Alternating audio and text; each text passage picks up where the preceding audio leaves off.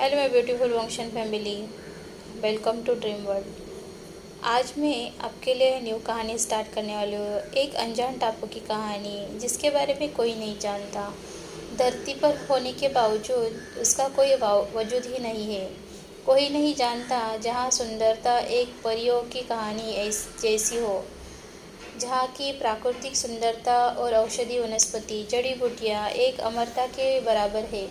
वहाँ के पानी स्वच्छ और स्वस्थ है, लेकिन उस टापू पर किसी को भी आने की अनुमति नहीं है। एक अदृश्य दीवार है जहाँ से कोई नहीं आ सकता, ना कोई जा सकता है। वहाँ पर लोग बहुत खुशहाल जीवन जीते हैं। कोई भी किसी से ईर्ष्या नहीं करता, ना कोई अमीर या गरीब है।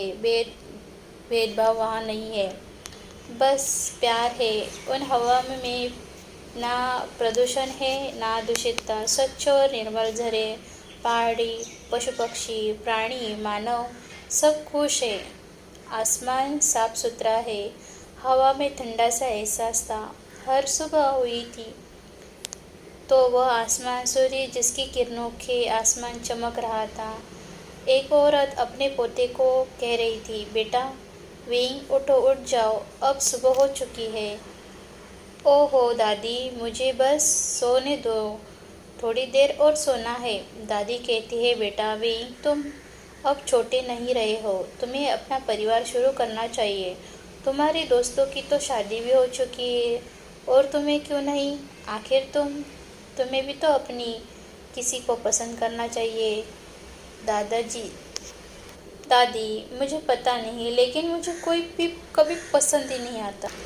वेंग आगे कहता है, जिस दिन उस इंसान को देखते हुए मेरी धड़कनें बढ़ गई, उस दिन मैं समझ जाऊंगा कि यही वो इंसान है जिसके लिए मेरा जन्म हुआ है।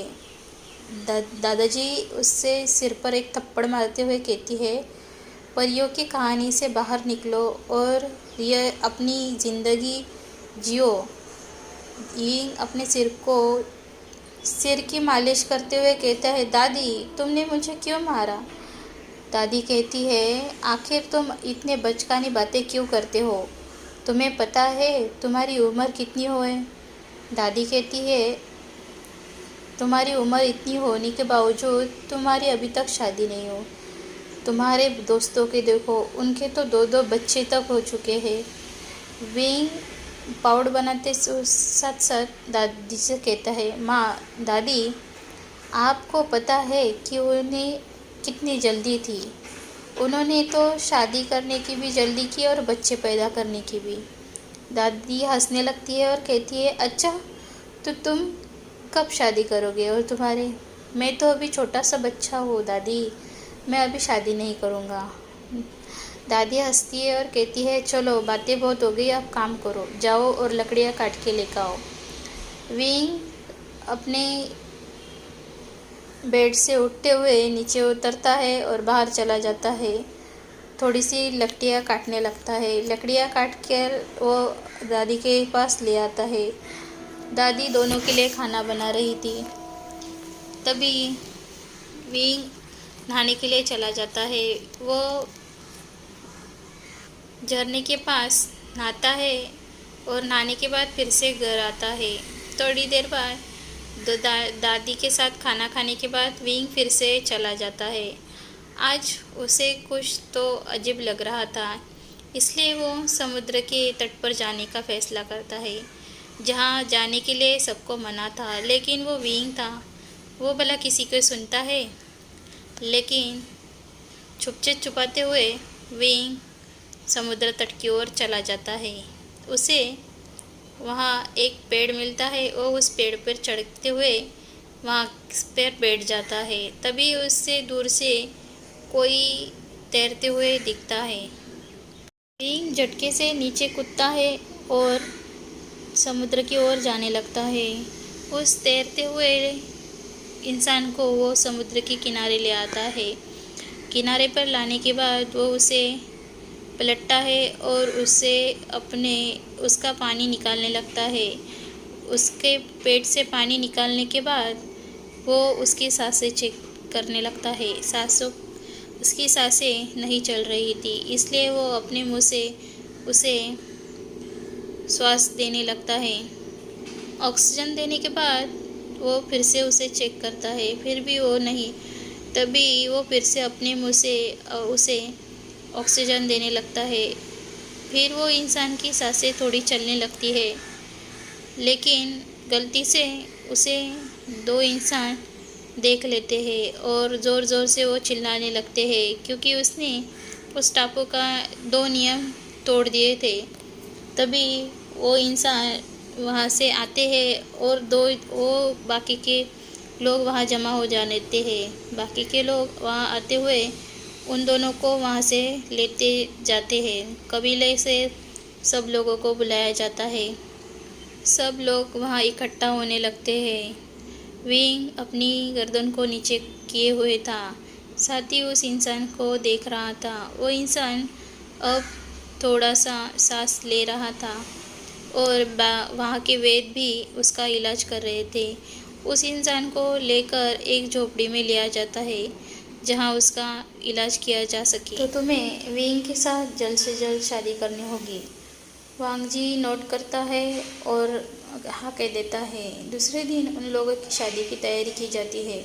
सुबह से लेकर शाम तक सब लोग इधर उधर दौड़ रहे थे, क्योंकि विंग और वांग जी दोनों की शादी थी।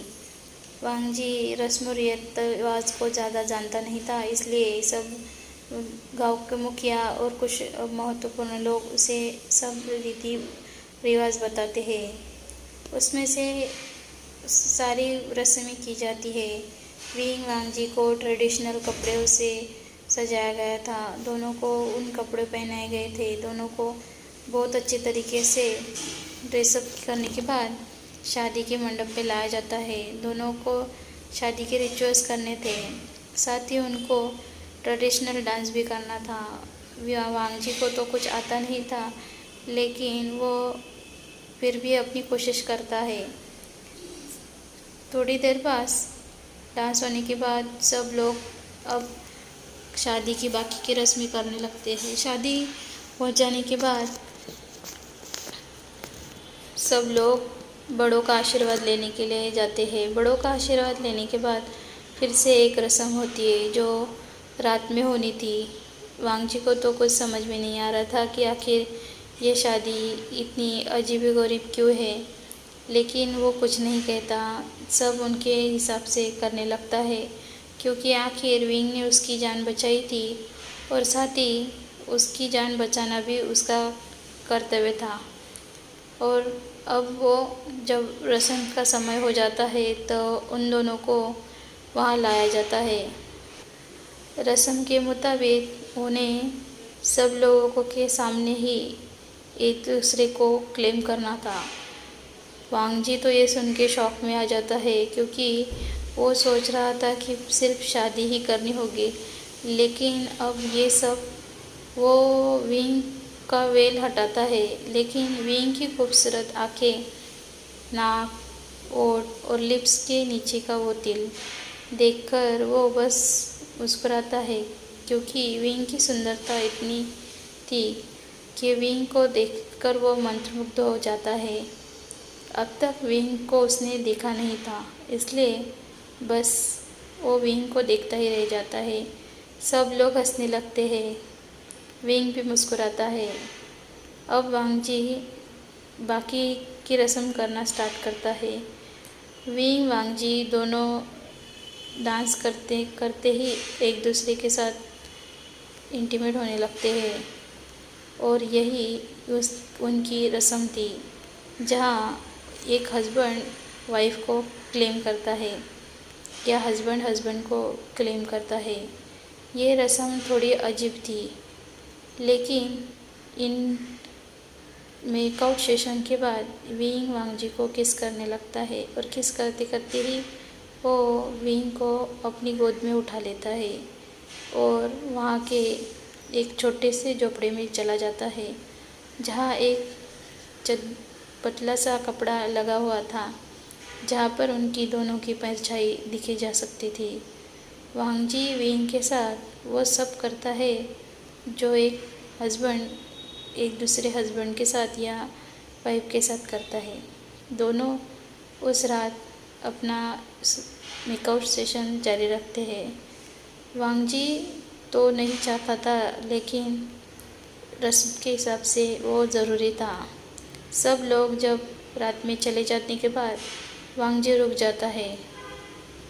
विंग उसे देखने लगता है और तब वांग जी विंग से कहता है कि मुझे माफ़ कर दो, लेकिन मैंने ये सब तुम्हें बचाने के लिए किया था।